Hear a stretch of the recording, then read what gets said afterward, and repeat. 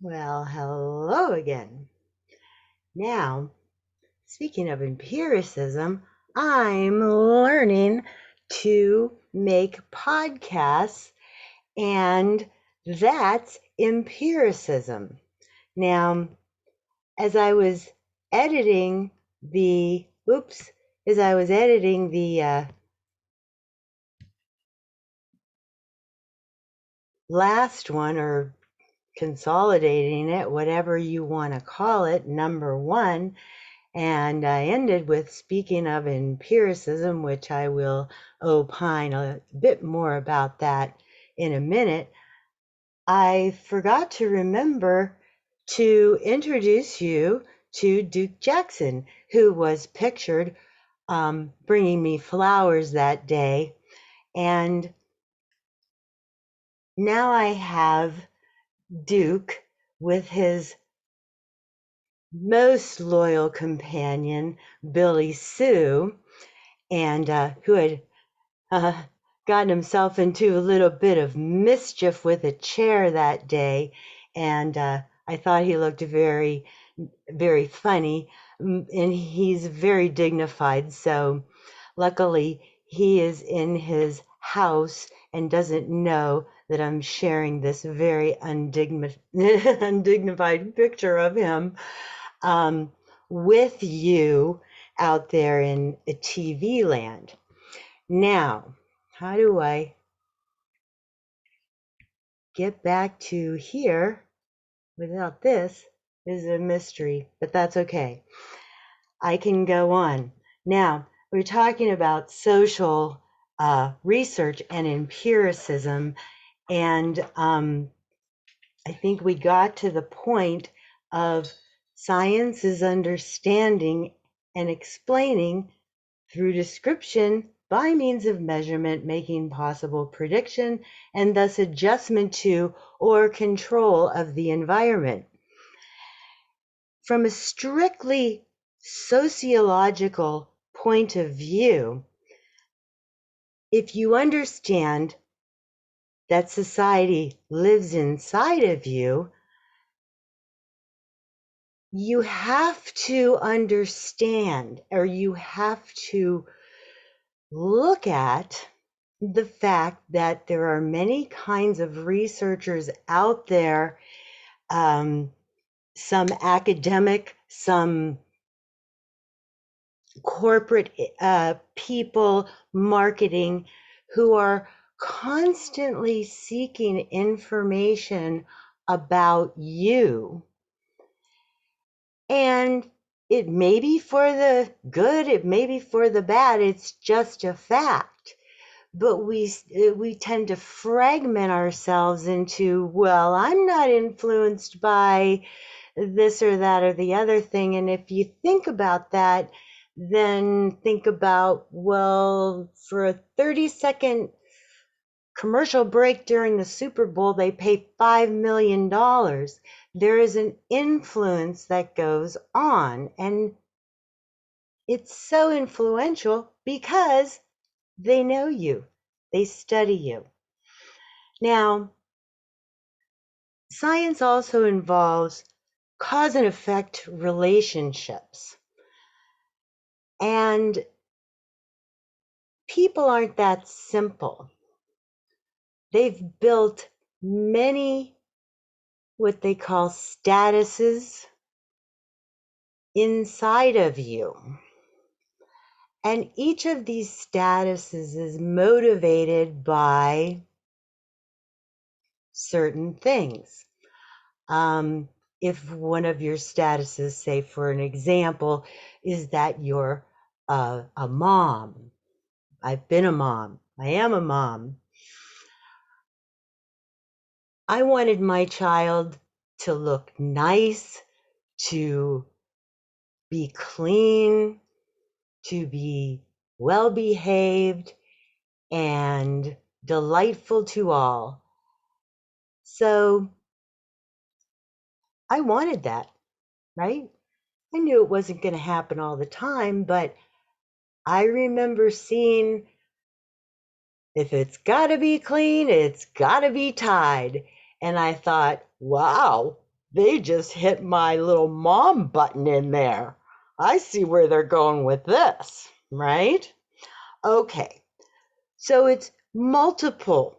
It's not one thing. That's an example of one of status that is, say, a commercial hit based on their social research.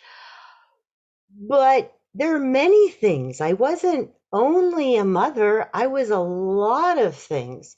Maybe I was busy because I had a job and I had a household and I had a husband and I had a friendship situation and so what else was tied? Convenient. Oh, I need to get through it really fast, right? So in just a couple of sentences, the statuses in me were hit by that kind of advertising. And it doesn't only go for advertising. So we have an assumption. If you're going to be an honest researcher, okay? And that is, I'm going to have bias. I'm going to delineate those so everyone knows what those are. I'm going to list my assumptions about what I'm looking at first, and I'm going to put them aside the best I can. And then I'll look at what I'm looking at. So what we have, to save the more time conscious person out there, I said I am going to take you from 0 to graduate school in a couple of minutes here. So,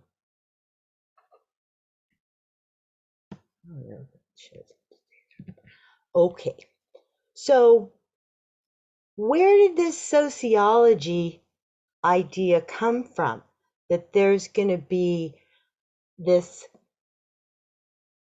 group of people who are going to look at and assess the populace for a long time, because they look at history, they look at all kinds of things. So here's our first clue. I just said history of sociology. Okay, first, last time I looked this up, it gave me a different search result, but okay. We don't have to argue. The term sociology was used by Kant in 1830. 1830. Okay, let's see what Wiki says about it. Says it's a scholarly discipline that emerged out of Enlightenment thought. Okay, and we're going to get there in a second.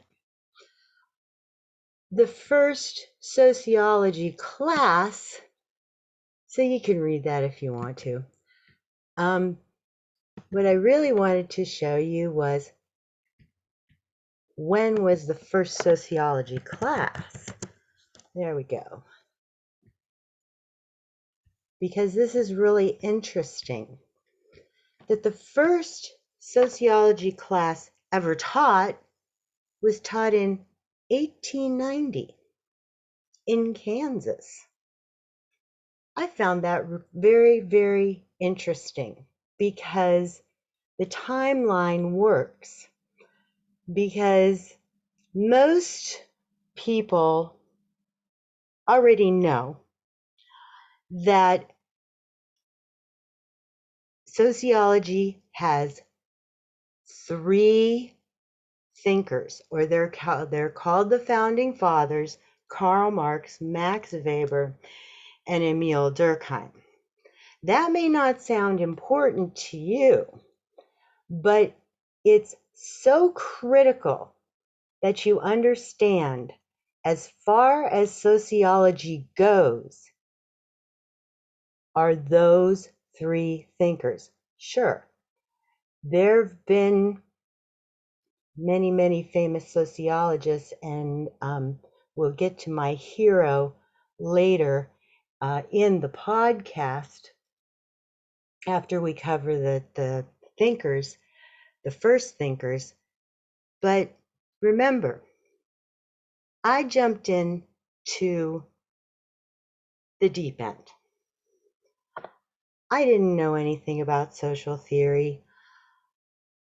I was bumped into a class called Seminar, they're all seminars, Seminar in Social Theory. And the first sentence out of the professor's mouth, and of course you start with Karl Marx because he is the founding father of sociology. He comes in the class and he says, hi, we're all eager. We got our pencils. We got our $150 social theory book that they actually call the Bible. It's called Sociological Theory by Georg Hegel. They actually call it the Bible. And so, of course, the first module of the course is going to be on Karl Marx. And before he writes anything on the chalkboard, before he tells the story of Marx's life, he said, Karl Marx turned the Hegel dialectic on its head.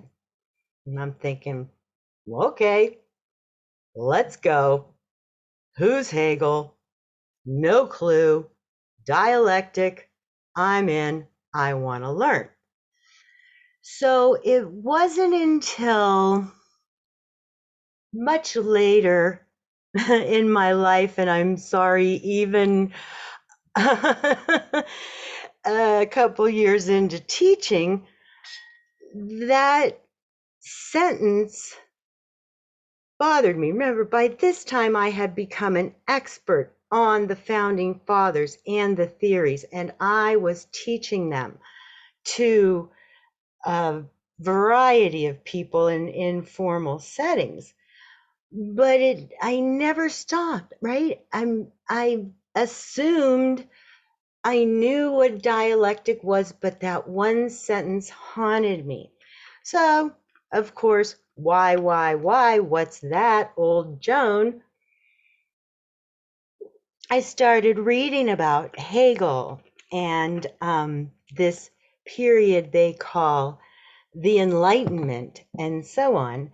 And so before I start in with Karl Marx's theory, nuts and bolts, I'd like to tell you my short story finding on what this Hegel's dialectic had to say. Okay, so this comes from his thoughts on the phenomenology of mind and a philosophy of history. Interestingly, just as a comment, my thesis didn't fit into one of the pre-selected categories for, formal org or anything like that, because it involved time, which was always my number one inquiry on so many levels. And it involved a hidden sort of time. But they put my thesis under phenomenology, which is, I'm sure, studied by some, but it's very much you take things apart, words, every word you say, it falls under what they call qualitative research. But I don't want to get too sidetracked for the people who want to know what this Karl Marx turned the, uh, Hegel dialectic on its head. So Hegel came before Marx. Let's call it a century before. And what you find when you study these thinkers and Karl Marx, Max Weber, and Emil Durkheim in particular, you'll know this, that it's a conversation between these intellectuals. This guy puts this out there, and then the next guy comes along and says, "Oh, yeah, I think your ideas are so fantastic, but I see it a little bit differently." And then, they write their books and they do their thing. And that's how it works. That's how it still works. Now, the bright people out there will go, "Well, wait a second. That doesn't sound like empiricism. That sounds like rationalism." Because remember, we can start with a false premise, right? And if I'm putting something out there and you're reacting to just that, we're already trapped in a system of logic that may not come to light, or it might. I hope it does for you. So Hegel came out of this, they call it Enlightenment period. And, he so-called, okay, this is what it said. I don't know Hegel. I didn't talk to him. I am going on second-hand research already, okay? But I do the best I can. Okay, so he changed the idea that humans are born into constant conflict in terms of reason and desires, right?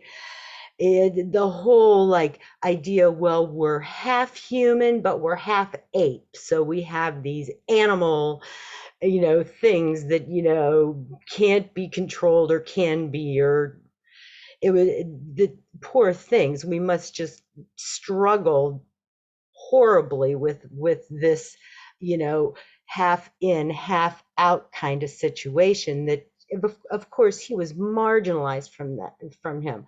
I can't speak for Hegel, but I'm thinking he didn't see himself as half ape, but that just never mind. Well, Hegel noticed that simple harmony in Greek society, right? It's just simple harmony. They didn't really question their existence. They enjoyed their existence. And that's why I have this here. Well, in look at what they're surrounded by. They're surrounded by these beautiful buildings, right? And they're revered. And they had a whole class of people that just would serve their every need and desire because, I guess those were the half human, half apes they were talking about, but who knows, right? I mean, we know that this society was based on a master slave sort of situation, or so we're told. But I look at these buildings and I think, yeah, I would be like that too. I mean, if I didn't have to clean my house, build it, put it in a new floor, fix the dishwasher, and I was surrounded by these things, I would talk about that too. Well, then, there's this thing about Socrates, and he's like, wait a second. I'm I want to question this whole we don't question things, we just enjoy and appreciate. And that sort of was the birth to individualism. They gave even the half human, half apes, they said, hey, everybody can question like we are.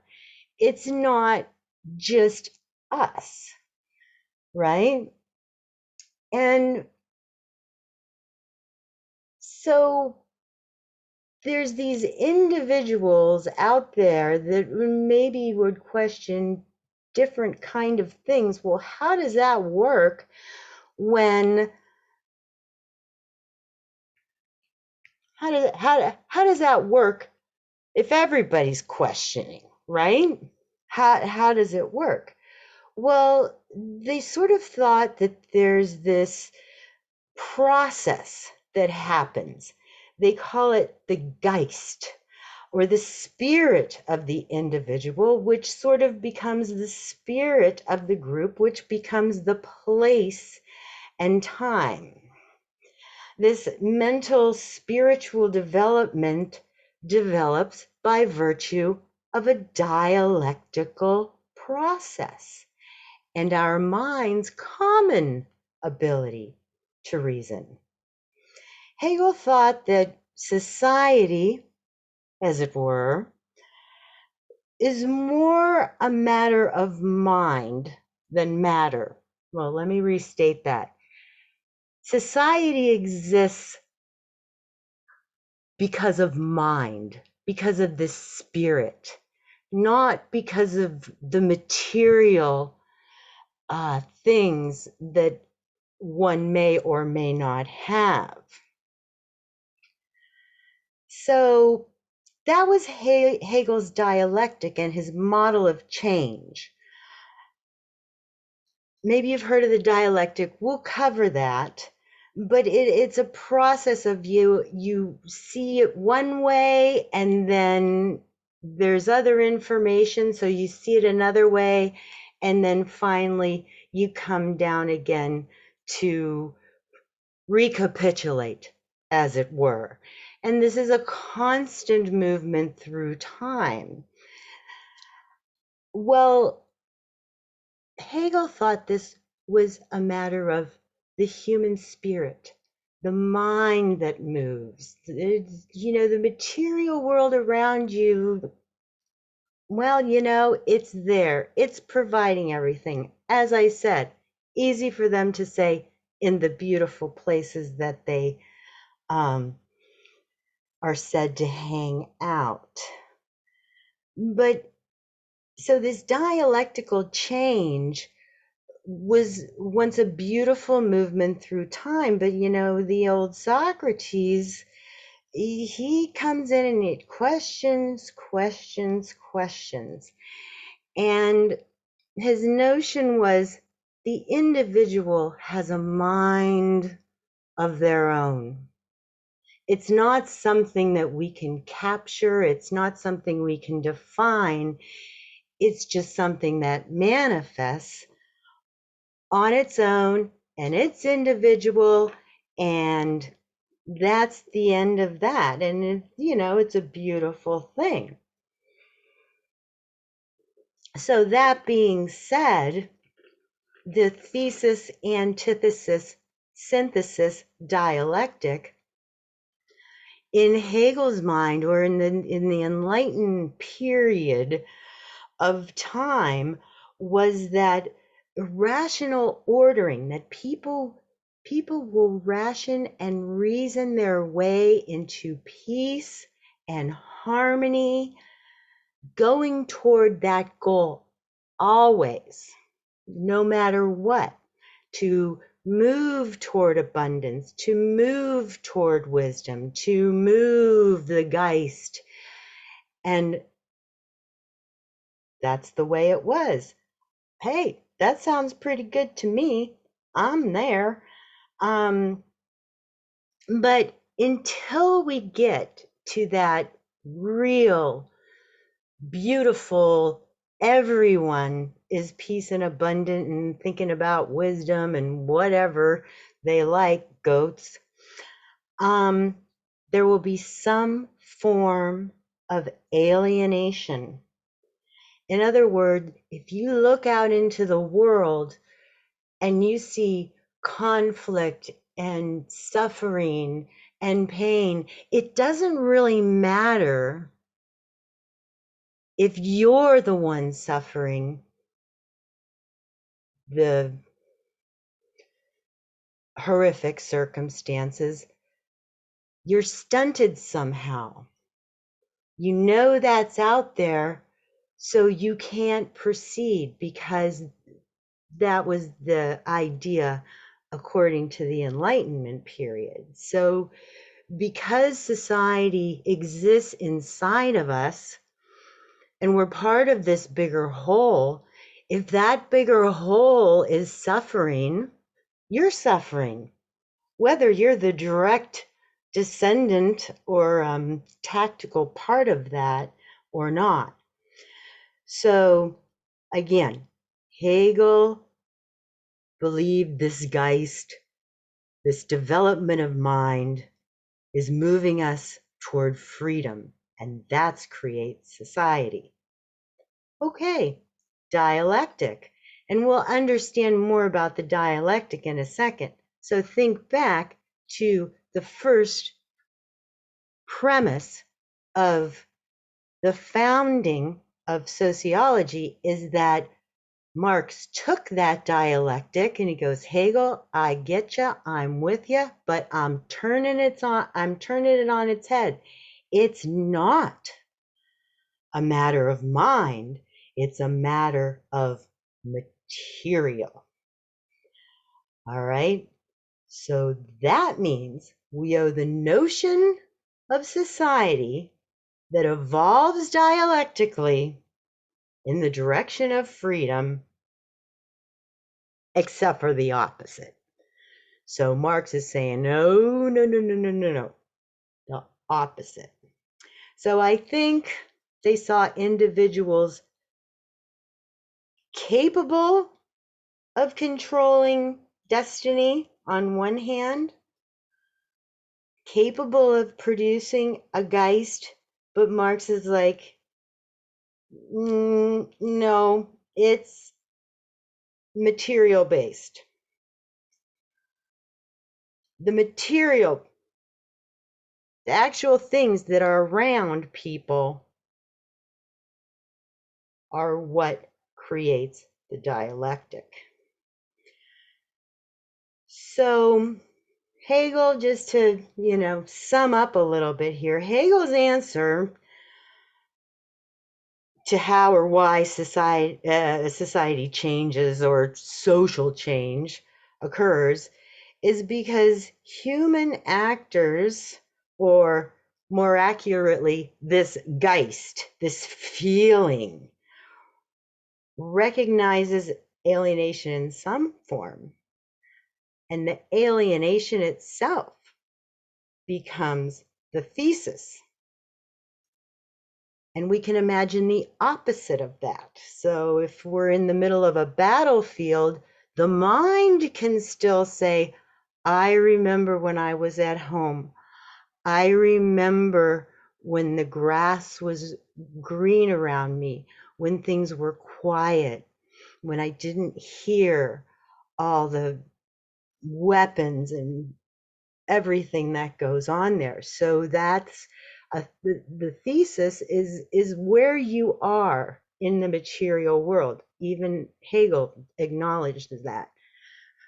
The antithesis is the imagined world, the better world of this Geist.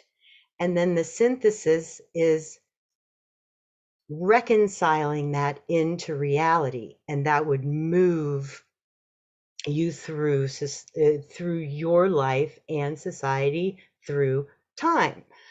So sorry to bring up this a war, but it's the first thing that comes to my mind as the most horrible place to be, that the only escape is in the mind. And I don't know any veterans who would say, oh, I wish that I was back in Vietnam, and no, they're just so happy not to be there anymore. Or in Afghanistan, yes, they're proud of what they did and honor, but they don't wish that on others. They want a peaceful society, and they know that. It's just an example. I'm not trying to, you know, say anything else, but the thesis, antithesis, synthesis. So where Hegel was saying, well, this will almost be self-evident that society will move toward peace and abundance and joy. And remember, first sentence out of his head, Marx turned Hegel's dialectic on its head. Okay, so that's a pretty big deal, because how do we reconcile this? Now, another fact I would like to tell you, mainline style, is that sociology, the science, didn't even consider that the human had a mind at all until about 1948. I'm going to say it was, when this whole new revolutionary perspective came to light that they call symbolic interaction. And even when human beings act toward things on the basis of the meanings those things have for them, and the meaning of a thing grows out of the way other people act toward the object in question, doesn't really give you a mind. It provided a safety valve for the intellectuals of the day that were saying, when you give me Marx, Durkheim, and Weber to play around with, there's no room for calling the social actors we study, that we are, a mind. You gotta be kidding me. People were getting upset. And that's one of the concepts of sociology, is called a safety valve. When people have just about had it, another sort of institution or way of thinking is given to them as kind of like a pacifier. Okay, well, that was maybe an overstatement, but it pacified people.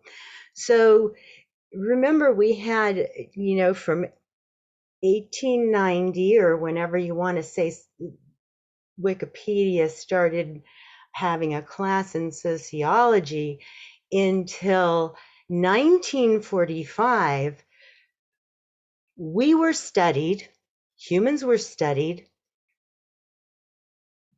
by virtue of the fact that they're just like things that we program, and they react to laws, and there's all kinds of tests, which is a topic for another day,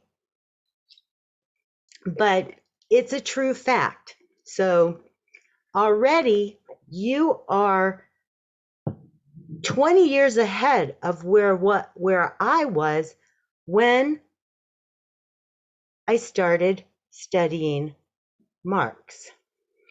So what I thought was really interesting is that I just kind of wonder what this cat looks like, Hegel, which I'm kind of on, just to put my own personal thoughts into this.